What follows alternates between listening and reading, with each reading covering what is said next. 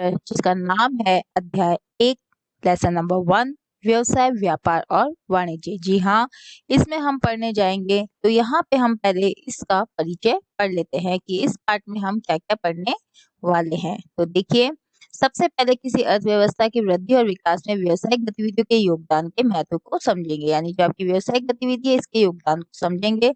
इसके बाद में व्यवसाय की संकल्पना यानी व्यवसाय क्या होता है, इसके अर्थ को और साथ में इसके उद्देश्यों पर चर्चा करेंगे। इसके बाद पेशे, व्यवसाय और रोजगार को समझते जाएंगे और यहाँ पे इनमें क्या अंतर है उन्हें भी हम समझेंगे। इसके बाद हम उद्योगों के क्या विभिन्न प्रकारों को यहाँ पे एक एक करके उदाहरण सहित समझेंगे। इसके अलावा हम जोखिम की और लाभ की जोखिम के पुरस्कार के रूप में, यानी जोखिम क्या है और व्यवसाय में जोखिम क्यों आवश्यक है, इसके ऊपर चर्चा करेंगे। इसी के साथ साथ जोखिम से बचने के उपायों को भी हम यहाँ देख लेंगे। इसके अलावा आप यदि एक व्यवसाय को प्रारंभ करते हैं, शुरू करते हैं, तो आपको किन किन बातों का यानी कि कारकों का ध्यान रखना होगा, ये सब हम इस पार्ट में पढ़ेंगे। तो चलिए शुरू करते हैं हमारा ये पार्ट। तो यहाँ पे सबसे पहले पार्ट में आपको कुछ उदाहरण के द्वारा समझाया गया है। उदाहरण आपके परीक्षा में नहीं आते, यहाँ हम सिर्फ महत्वपूर्ण चीजों पे ही चर्चा करेंगे जो सिर्फ और सिर्फ हमारे एग्जाम के पॉइंट ऑफ व्यू से बहुत इम्पोर्टेंट है। तो चलिए हम यहाँ पे सबसे पहले देखते हैं कि सभी मनुष्य को वह जहाँ भी हो उनकी आवश्यकताओं को पूरा करने के लिए विभिन्न प्रकार की वस्तुओं और सेवाओं की आवश्यकता होती है। यदि हम चारों ओर देखें तो हम पाते हैं कि लोगों को अपनी आवश्यकताओं को पूरा करने के लिए विभिन्न प्रकार के उत्पादों और सेवाओं की आवश्यकता होती है। वह उन्हें कैसे खरीदते हैं? वह स्वयं खरीदने जाते हैं या फिर इंटरनेट पर इलेक्ट्रॉनिक बाजार में जाते हैं, जहां वह आवश्यक वस्तुओं को करने वाली विभिन्न प्रकार की दुकानों और विक्रेताओं को पाते हैं। जी हाँ, विभिन्न प्रकार के विक्रेता भी हमें इसमें पढ़ने को मिलेंगे और सबसे अच्छा चुनते हैं कि जिसकी उन्हें आवश्यकता होती है और सबसे अच्छा उपभोक्ता चुनाव करते हैं और उस चुनाव को करते हैं जो कि उनके लिए आवश्यक है। उन्हें उचित बहुत अच्छी मात्रा में ये सामान उपलब्ध हो रहा है। तो चलिए आगे देखते हैं कि क्या आपने कभी सोचा है कि इन उत्पादों और सेवाओं को बाजार में कैसे उपलब्ध कराया जाता है?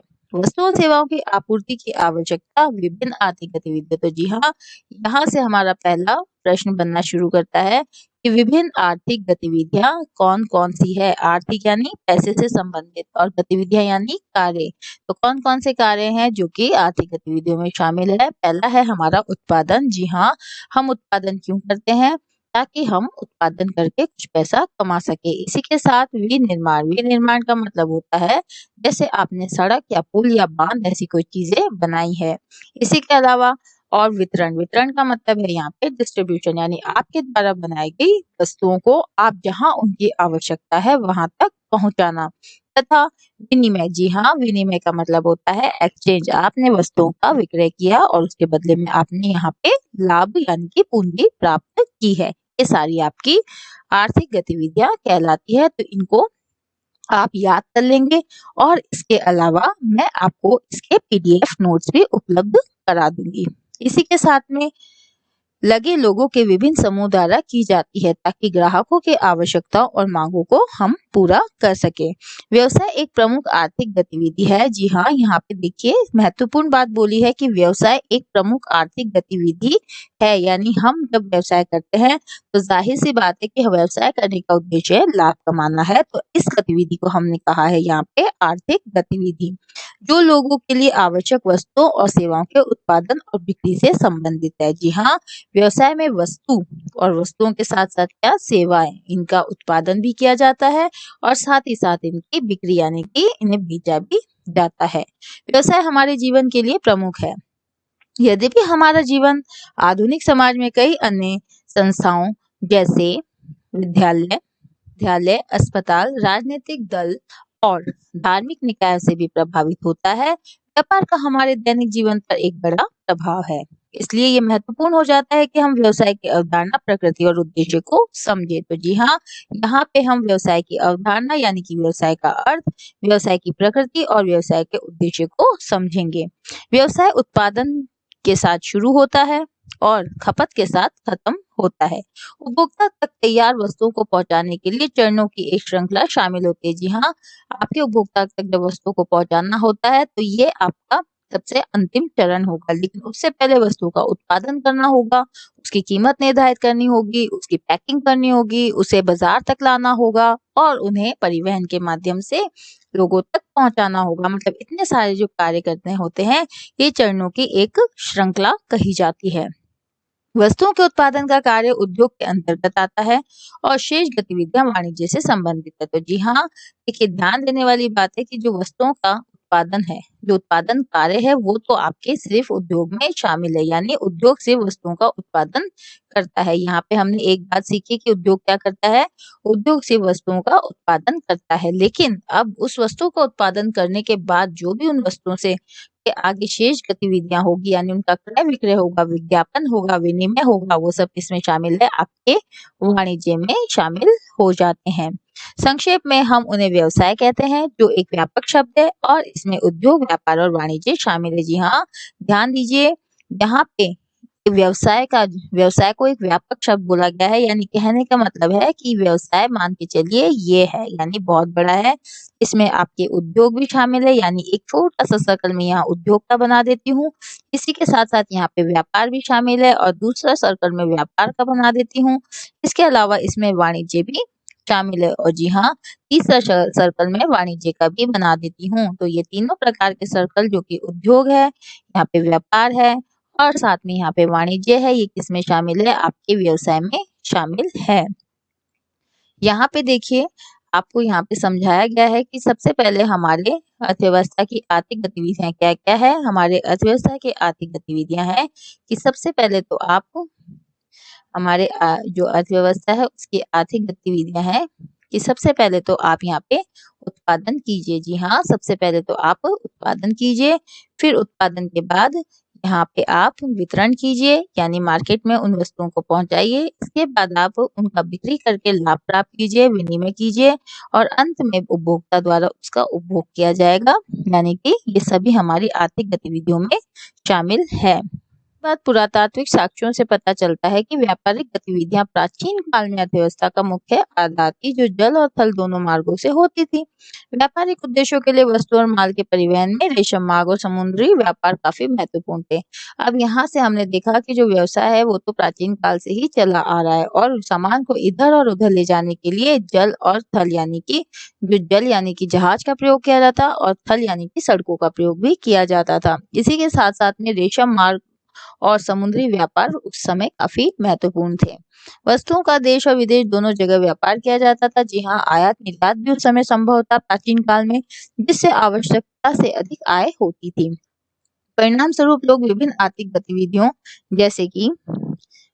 गतिविधियों में यहाँ पे आपको बताया गया है पुनः कि कृषि और पशुपालन, सूती कपड़ा बुनना, कपड़े रंगना, मिट्टी के बर्तन बनाना, अन्य प्रकार के बर्तन बनाना, हस्तशिल्प यानी हाथ से किया गया शिल्प, मूर्ति कला, कुटीर उद्योग, राजगिरी आदि में लगे रहते थे। यानी ये जितनी भी चीज क्रियाएं हैं, ये सब क्या है, धन कमाने के लिए की गई है, इसलिए इसे हम क्या कह देते हैं, यहाँ पे आर्थिक गतिविधियां कहते हैं।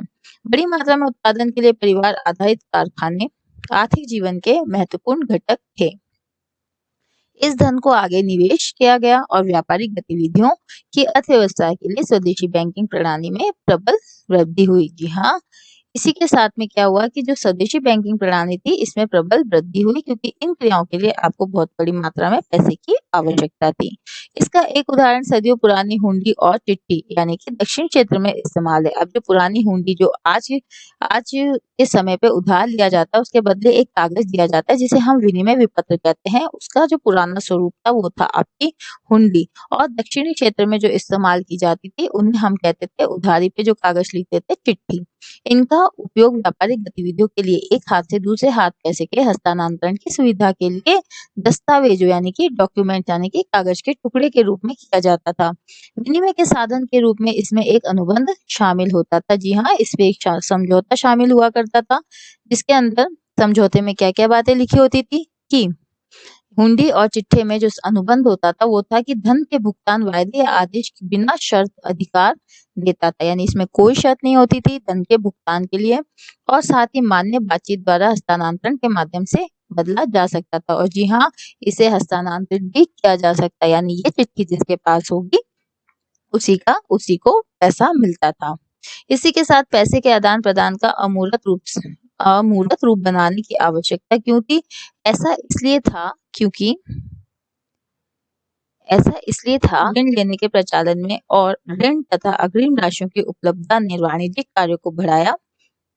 भारतीय उपमहाद्वीप ने व्यापार के अनुकूल संतुलन का लाभ प्राप्त किया, जहां निर्यात आयात से काफी अधिक हो गया और स्वदेशी बैंकिंग प्रणाली ने निर्माताओं, व्यापारियों और विक्रेताओं को विस्तार और विकास के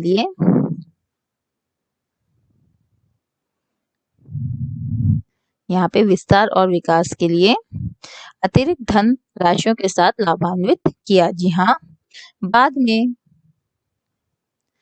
में व्यापार और वाणिज्य को वित्त देने के लिए वाणिज्यिक और औद्योगिक बैंक और किसानों को अल्पकालीन और दीर्घकालीन ऋण देने के लिए कृषि बैंक विकसित हुए। तो जी हाँ, यहाँ पे कह रहा है कि जितनी भी आपकी गतिविधियां थी इन्हें ऋण उधार देने के लिए वाणिज्यिक बैंक और औद्योगिक बैंकों की स्थापना की, और किसानों के लिए स्पेशली किसानों को अल्पकालीन कम समय के लिए और दीर्घकालीन ज्यादा समय के लिए जो ऋण उपलब्ध कराते थे वो थे हमारे कृषि बैंक। जी हाँ, तो यहाँ पे ऐसी स्थापना की गई। प्राचीन काल में कई प्रमुख व्यापारिक केंद्र वस्तुओं के आयात और निर्यात के लिए विकसित किए गए थे। अब देखिए यहाँ पे आपसे पूछा जाता है, और आयात और निर्यात के लिए यहाँ पे आपसे पूछा जाएगा, जो कि बहुत ही इंपॉर्टेंट है, आयात और निर्यात के लिए विकसित किए गए थे यहाँ पे कुछ केंद्र, जिनके नाम बताइए। तो हम सबसे पहले उन केंद्रों के नाम लिख लेते हैं, जो है पाटलिपुत्र, पेशावर, तक्षशिला, इंद्रप्रस्थ, मिथिला, मधुरम, सूरत, उज्जैन और यहाँ पे कांची। जी हाँ, इनको आपको याद रखना है, और मात्र ये मैं आपको गारंटी देती हूँ, चाहे तो मेरे वीडियो को आप एग्जाम के बाद में वेरीफाई भी कर सकते हैं।